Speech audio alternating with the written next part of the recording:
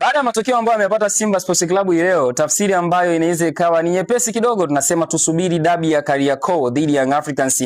Hapa ndiko ambako tunaweza tukapata picha sasa halisi ya nani ambaye anaenda kuwa bingwa. Inawezekana ikawa hivyo kwa sababu hatuwezi tukamkosea heshima Florai Benge na Azam FC nao pia wapo katika position ya kuwa mabingwa. Sasa kuelekea katika huo mchezo, moja ya kitu ambacho nimekiona kwa kocha Steven Baka na Simba yake toka aanze kuifundisha, ni mwalimu ambaye ana usudu sana katika kutumia viungo. Yaani ili uifunge Simba kwa sasa, lazima ujue namna ambavyo unaweza ukawabit viungo wa klabu ya Simba, hasa hawa ambao wameingia katika dirisha dogo la usajili. Kocha Steven Baka anatumia principle moja nzuri sana, tunasema numerical superiority. Kwa maana anajitahidi sana kutengeneza idadi nyingi ya wachezaji dhidi ya idadi ya wapinzani. Yaani akikutana na timu ambayo ina press kwa juu, huwa anazingatia kwanza numbers za wachezaji ambao wana press, then naye pia anaweka viungo ambao watakuwa na idadi nyingi kuzidi wale wa mpinzani. Akikutana na wapinzani mfano kama Namungo leo ambao walikuwa wanamsubiri chini, basi kikawaida kabisa anakuwa na viungo watatu katikati ambao wakiongozwa na holding midfielder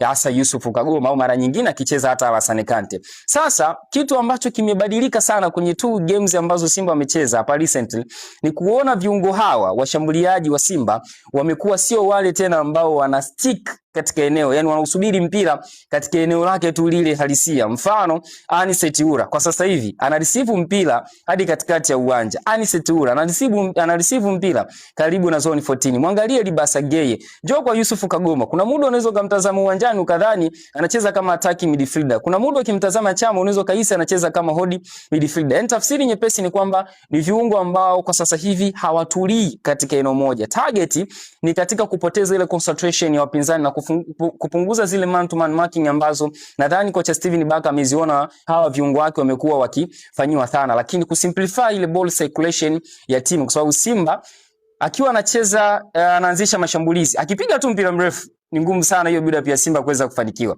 Ila wakiwa wanapigiana zile pasi fupi fupi, wana circulate ule mpira, ni rahisi sana Simba kufika golini kwako na kukufunga. Kwa hiyo moja ya kitu ambacho nadhani kama kocha Pedro Gonçalves anaweza akakizingatia sana ni kujua namna ambavyo atacheza vizuri dhidi ya viungo wa klabu ya Simba, kwa maana kujua namna ambavyo anaweza akawabit. Kitu cha kwanza ni kujua namna ambavyo unaweza kutengeneza idadi nyingi ya wachezaji dhidi ya wale ambao kocha Steven Baka anakuwa anawatengeneza hasa katikati ya uwanja, lakini pia katika hata baada ya kufika kwenye final zone na hata ukirudi nyuma kwenye build up phase. So tumeni hivyo ndugu yangu, naenda kumwangalia Arsenal na Manchester City. Bye bye.